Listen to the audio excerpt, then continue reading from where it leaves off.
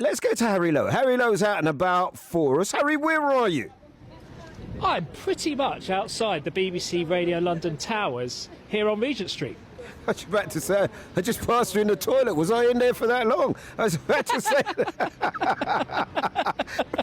Right. So, look, one of the stories is you covered it for us a couple of days ago. One of the things that's very different. It seems as us Londoners have been slightly better prepared for it this time today.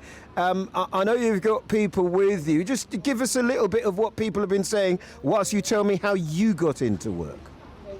Yeah, so I'm standing actually outside Broadcasting House, as I just said, at the Marylebone Santander Cycle Bank. I'm telling you, every single dock in front of me has a bike in it. And that means that although I came in this morning via taxi, people like Rebecca who were with me, I literally walked out the building and she was pushing her bike around. She had a dog in one hand who is in front of me, sitting very obediently, looking very sweet, actually looking for a treat, if I'm not mistaken. But Rebecca was pushing this bike around, and I saw her asking somebody, and I think she was asking them, where can I find a docking station? Because she'd come to this one here at Marylebone, and as you know, with these Santander cycle schemes, if there is not an empty dock, you cannot return the bike. You cannot just abandon it because you're on the clock and you'll be charged if you don't return it. So I just said to her, what's going on here? And she said she's between jobs and it's causing her to be late for her next dog walking appointment, would you believe? Indeed. Rebecca, just explain how bad it's been today and how that compares to Tuesday. Oh my goodness, so today has been awful. There's been a lot of aggressive drivers, motorists on the road. Me on my bicycle has been... I've been delayed more than between 15 and 30 minutes, and as Harry was just explaining, you have to dock these bikes at 30 minutes intervals in order to make use of the deal of £2 a day, which allows you 24 hours of free cycling. And unfortunately, I've been walking around trying to find somewhere to dock my bike, and I haven't had any luck yet. So hopefully Harry's going to get a Santander bike out and I'll be able to put my bike in that space so I can make it on time or near enough to my next dog. Yeah, that's just the kind of service we offer here at BBC Radio London. Who's this furry friend down here? This is Viga. Viga is a 12-year-old pooch that I walk, and she's a very sweet girl, and she's being very patient with me today. Normally I don't turn up with a bike in hand. But she's been very good. She's been very good walking around with me, trying to find somewhere to put it away. A word for us, furry friend? No, just a sniff and a jump. No solid words. Sorry. Sausages. She does enjoy a sausage every now and then. Unfortunately, we don't have sausages today, just meaty jerky, which she loves just as much, I'm sure. Yes? Oh, she's jumping up at the sound of that suggestion, Eddie, I've got to say.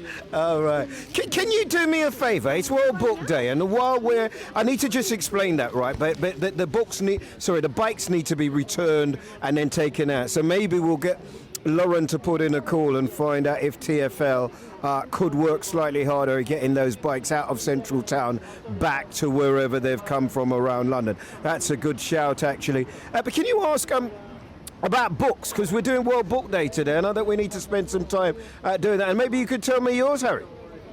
Yeah, well, Rebecca, what's your favourite book, first of all? My favourite book? I would say... It's World Book Day. Oh, very interesting. In all of this palaver, I actually forgot that it was World Book Day. My favourite book, I have a few favourite books. I would say The Art of War by Sun Tzu. Ooh. You aware of that book? Yeah, no, not aware of that one. Not one I've read. My favourite is The Great Gatsby by F. Scott Fitzgerald. And I've got a favourite quotation from it, if you would indulge me for a moment, Eddie. I don't think I have a choice. But your choice of books, both you and Becca, tells me a lot about both of your characters, by the way. Might I just say that? Right, fine, go on. Before you tell me your favourite book, Eddie, my favourite quotation from The Great Gatsby: I was within and without, simultaneously enchanted and repelled by the inexhaustible variety of life. Look at you. You're not using my show to try to show everybody what a lyrical genius you are. Hey, are you? I won't have that with your yellow and black scarf around your neck. I don't know. When I was a youngster, I got into this book. There's a book. There was never a book that, when I was at school, was learning about me. And I got into this book. It's called Black Boy by a guy called Richard Wright. And I really did love that. But later I got onto other stuff. But that was the book when I was younger that made me think, there are. Oh, okay, I had that experience as well. So people get a chance to have a look at that. Well done. You've only gone outside the door, but you've still done great work. And we'll get Lauren to see if TfL are working harder, because that will mean that bikes are in different places than where they need to be. Have you already asked them, Harry? I have. Not had an answer yet, but I'll let you know if I do. But they might be a bit busy today. Harry, look after yourself. Harry Lowe there, and Rebecca, and the dog. They're like spicy sausages. There you go. BBC Radio London. Don't say that we don't bring Harry you Lowe joins everything. me on the line now. Harry, where are you? 88. I'm on top of the 88 bus, or rather I'm on the top deck of the 88 bus, as you can probably hear. We can indeed. How has your journey been? Well, so far it's been good, because I've got that coveted front seat on the left of the top deck. Oh, don't we all want that? It's the best one. When you're 10 years old, it's the best seat in the house. And I have to say, even when you're 32, it feels the same way. What can you see? I mean, what is it like? It gives you a very clear view of what's happening on the roads, etc. So tell me a bit about what you're seeing and how gridlocked the roads are, or not. Yeah, traffic is heavier than usual. I'm sitting at some temporary traffic lights at the moment.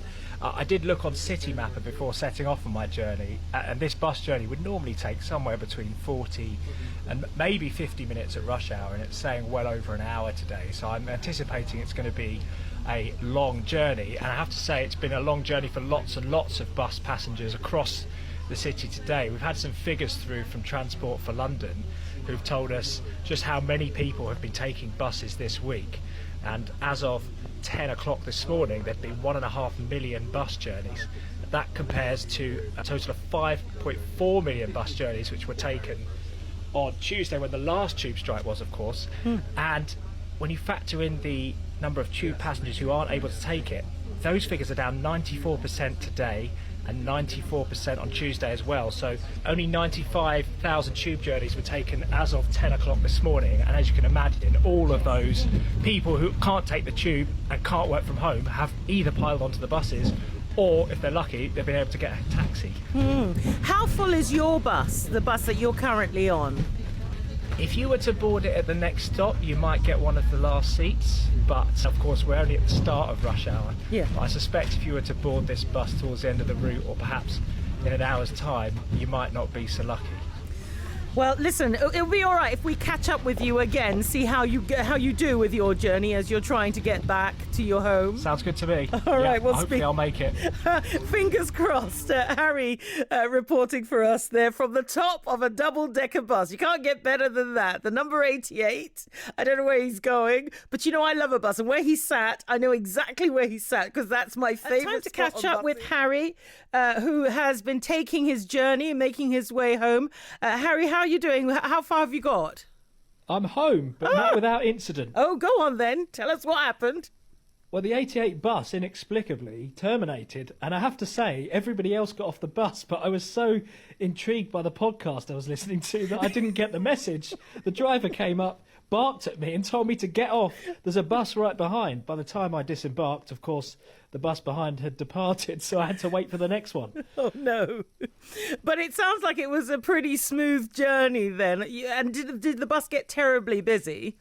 Yeah, it was a smoother journey. The second bus I boarded was much busier, and I had to stand for that. But I think, as we've been hearing throughout the day, people have heeded the warnings this time and understood that travelling might be more difficult. Two things to bring you that have happened in the last few minutes. The Prime Minister's spokesman has come out and urged both sides in the dispute to get around the table. His official spokesman has said, "I think these ongoing strikes clearly are bringing misery to many Londoners, and we want both sides to get around the table and put an end to this disruptive action. It's a blow to businesses as they recover from COVID restrictions, and it's stopping people from getting to work." In addition to that, we've also heard from TfL, Transport for London, who warned people yesterday after Tuesday's strike that there would be no services before 7:30 in the morning. Well, they're saying that tomorrow morning there won't be any service before 8 a.m. Dearie me. Well, that's going to have a huge knock-on effect for anyone who's travelling into London or travelling around London. Well, I'm glad you got home safe and sound, Harry. I hope the rest that happens also for all our listeners. A joy to have you on the programme. Harry Lowe just telling us about his journey home. How's yours going?